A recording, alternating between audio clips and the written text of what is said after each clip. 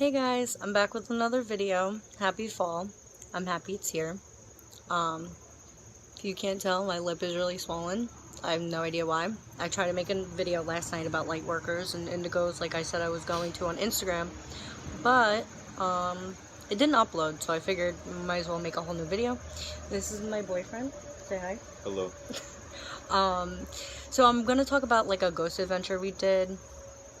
How long ago would you say it was? I want to say it was around this time of last year. Yes. Okay, so we started getting into the weird New Jersey stuff. We did like little like abandoned places and stuff like that. Literally just Googling it, or I have like 3. Oh my god, I can't stop staring at my lip. Like 3 books on the weird New Jersey thing, to stuff. So we would just go check out, you know, different like abandoned buildings, stuff like that. This one place that I came across on Google, it was supposed to be Witches Hollow Road. Apparently it was a site that a lot of witches were hung, what is the plural of that? Hanged there for witchcraft. Of course some were innocent, some were not. They gave us a whole background on it, but we went to this road and they said there was supposed to be a cemetery there where the witches were buried. Supposed to be very spiritual, very you know, energized by them, but there was no cemetery there. It was kind of just a little park. So it was a cul-de-sac at the end of the road. Yeah, there were houses around it, and there was a little park, but whatever. It was somewhere in Millstone. So we didn't find anything. We got out and walked around for a little bit, right? Because there was that little like park. Maybe like 10 minutes before you got scared. I did get scared. It was dark as shit. So then we started Googling more because I was like, all right, they're saying there's a cemetery, but there's no cemetery. So I kept going to different websites and like Googling people's comments, because sometimes with the weird New Jersey stuff, that's how you'll really find it, through other people's comments, because you won't be able to get to a certain area because it's secured, or there's cops around because they know there's a lot of people that come and visit the areas. They don't want them there, whatever. So I don't even know how long later, we're just sitting in the car trying to find the cemetery, and we finally get the right directions to it. And then we couldn't find it. Like we kept circling around how many times? We circled that general area, I would say a good like 4 or 5 times before I gave up on the driving and ended up parking the car behind a random building that is still in business. What was it, like a concrete building or something? Like in the middle of nowhere. Yeah, this is middle of the night. Parked at the loading dock and took a few steps into the woods behind it to see if that's where it was. And nothing. That's where it was. Nothing. So we should have known then to not keep trying to find this place. Right. We should have known that we never went. We should have went in the first place, but we kept looking, of course. So last minute, we're like done trying to find this place, and then what? You finally turn onto Eleanor.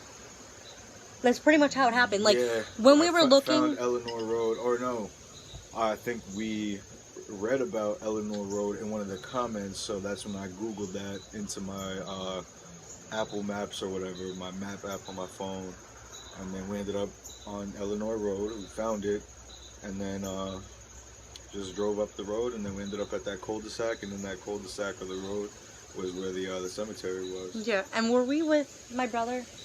No, the first time we went, it was Tevin and Serena. No, the first time we went alone.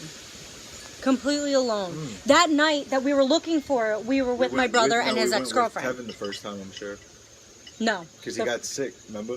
It was just... Oh, yeah, so the first time we actually found it, we were with his best friend, and we all thought it was kind of weird. Like, we all got, like, a weird, like, vibe from it, but that didn't stop us from leaving, and this is why you don't fuck with spirits. Anyway, so what we were about to... We walk around, whatever, we see some shadows. Nothing, like, crazy that was like, we have to leave now.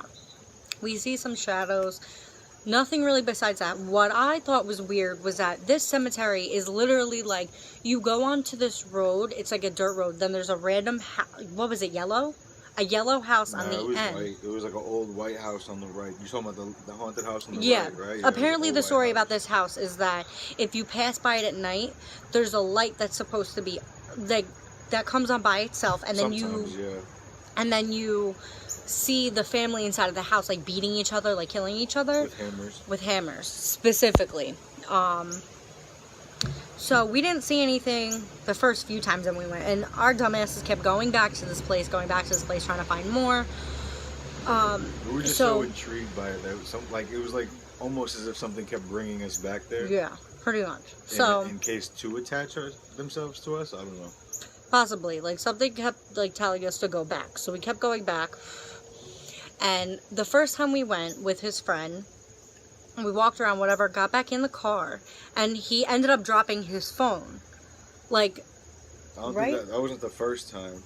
First time we went back because that morning I got a voicemail from Tevin, which he had never even called me, and the voicemail had a whole bunch of weird whispers and noises on it, and staticky white noise. And then so I go to call him back in regards to the voicemail that I've gotten from him, which he did not make, because when I called him, I actually woke him up with the phone call. The second time I called him, first time goes to his voicemail, so I leave him a voicemail telling him what I just heard, and to call me back. He calls me back saying that on my voicemail that I left him, he heard the same exact thing that I heard, which is very weird because I actually left an actual message for him of me speaking. So we both got the same voicemails from each other, which neither of us have actually had made or recorded. And that morning, when he called me saying that he woke up from my second phone call, he was sick, was throwing up in threes. He would throw up 3 times and stop, and he would just lay there feeling like death, I guess. And even went to the doctors and the hospital, and both of which they couldn't tell him nor diagnose what was wrong with him. But all that whole day up until that morning after, he kept throwing up in threes. So that intrigued us to go back a second time to see why or what. Was that the time with the phone? We felt obligated to do so. Well, I don't think it was the second. It was like the third time we went, where we were in my car. I had my phone recording on a video just to record the sounds or whatever. It was dark out. And I opened my window and put it on top of the roof of my car, right above my head, specifically leaving my window open to remember to grab my phone before putting the car into drive, which I did. I grabbed the phone after about 10 minutes or so. I grabbed my phone from the roof. I closed my window. I stopped the video, put my phone down, and we took the cul-de-sac around the cemetery to exit the cemetery. And as we're leaving, we passed the haunted house, the last haunted house, which would now be on the left exiting. We saw the light on. We figured, it was the first time out of the 3 times we had visited that we've seen the light on there. So we stopped, and when I stop, I go to grab my phone, which is now gone. Can't find my phone nowhere. And we all remember seeing me bring my phone back inside the car. Never even had to walk out of the car to get it. I just had to reach outside of the window onto the roof of the car. So turned back, being forced to second guess myself if I had actually taken the phone off the car or not, which we would have heard when I pulled off, because we would have heard the phone fall off the back of the car.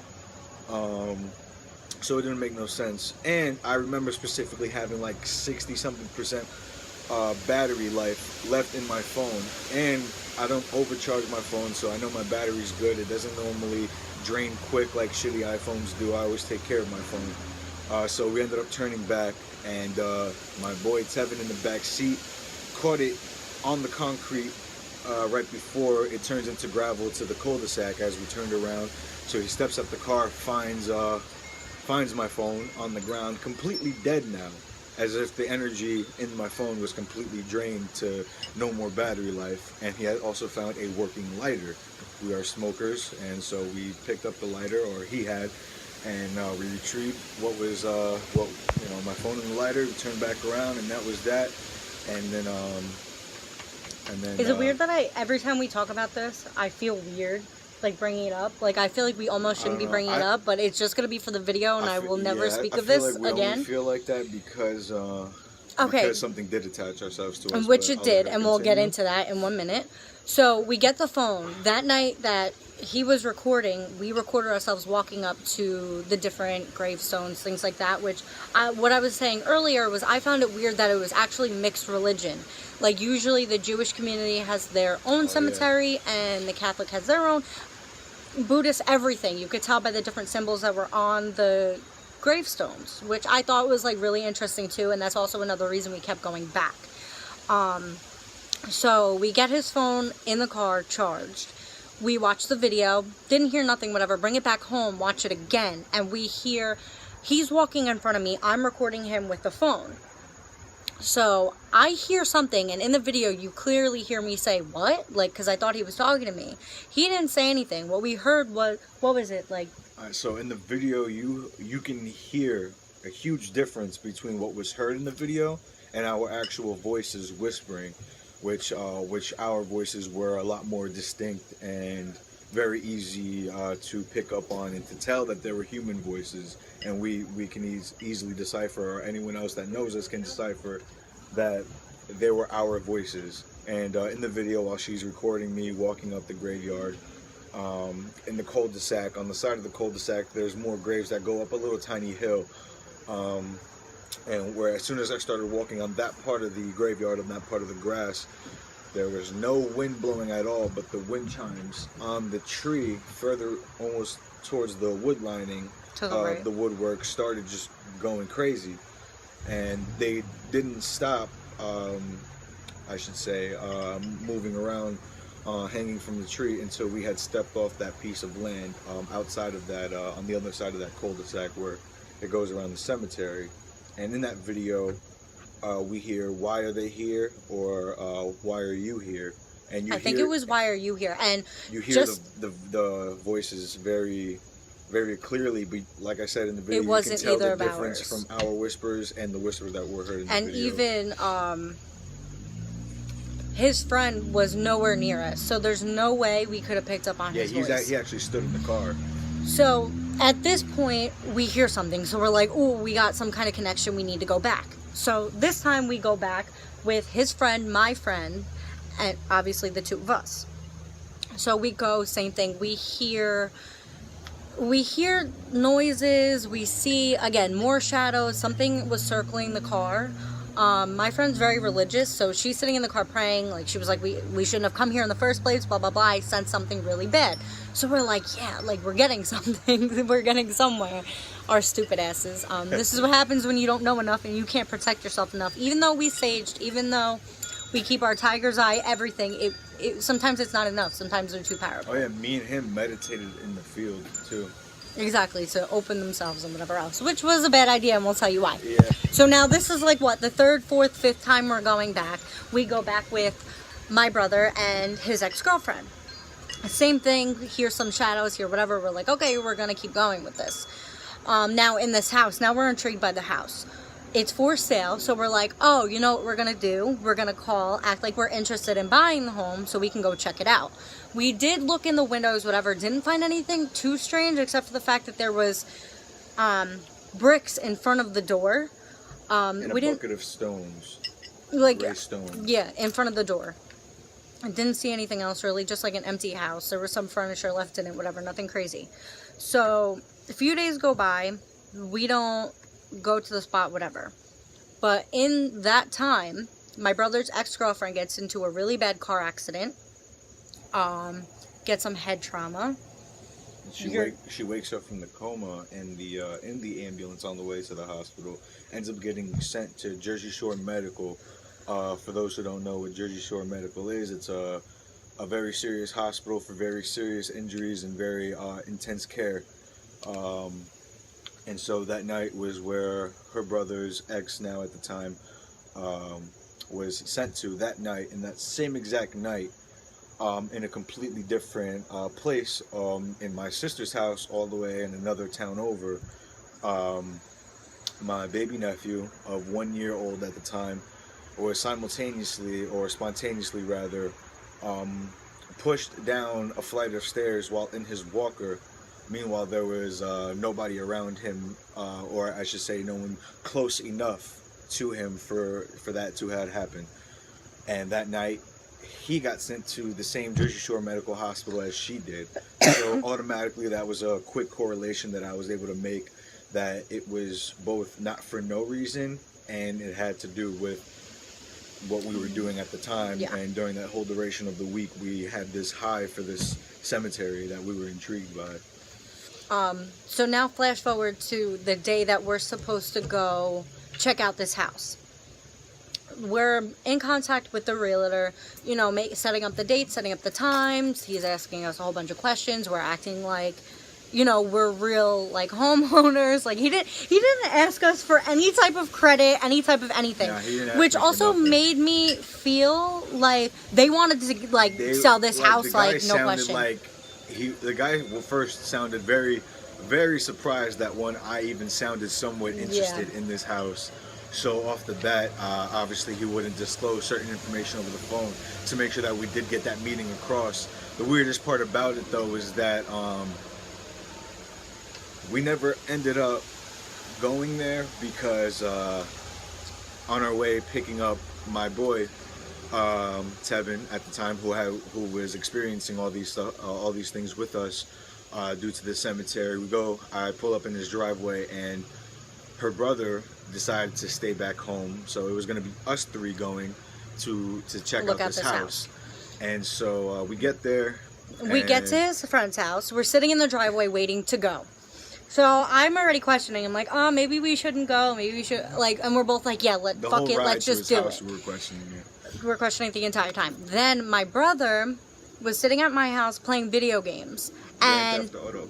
Okay, so whatever video game he was playing. So he screenshots me without texting me beforehand. He doesn't even know we're going on this date, like literally about to go. Sends me a screenshot randomly when his character wasn't even his name.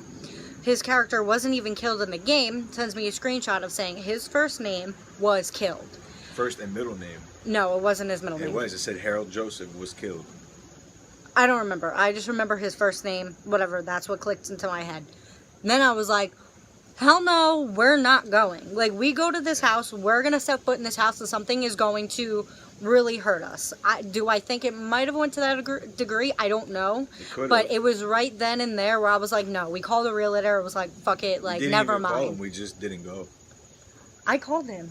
He didn't pick up then because we didn't talk to him, or at least we didn't talk to him after that first phone call we initially had with him the day before. And I remember because he sounded Maybe I left him a voicemail. Yeah, I think you left him a voicemail, but he did not pick up. So but that I was remember also like another saying sign like, of "Hey, just never saying, mind." Yeah. Never mind. He already like we're said not. Never mind. Yeah, and we didn't even get a response back from him either. So it was just very weird. But all in all, I think that really made us both like step away from the whole ghost adventures. Like, let's do this type of shit because we were nowhere near prepared. Just the sequence of events that happened that week were like. It can't just be a coincidence. Like, there's no way it's just a coincidence. Like, something is going on. Something didn't want us there. They clearly said in the video that they didn't want us there. After that, we deleted all pictures, all videos, everything off of our phones. Anything that had to correlate with that place in general. We don't even like talking about it. The only reason why I'm bringing this up is to make a video to make everyone more aware of like, hey, like don't fuck with this shit because like it can get serious. Even if you're a non-believer, because exactly. I believe they would even target non-believers to make them believe or to get something out of them physically or emotionally or even mentally, just to keep themselves attached to some sort of universe that they need to be attached to for whatever reasons they might have. Or to like steal your soul. Whatever it is. Don't fuck with them. Even if you are somebody who knows how to prepare, knows how to protect yourself, whatever, it can still be very dangerous. Not even just for you, but the people around you. You can be holding that energy wherever, and it's not safe. Not all spirits have great intentions, as we can tell.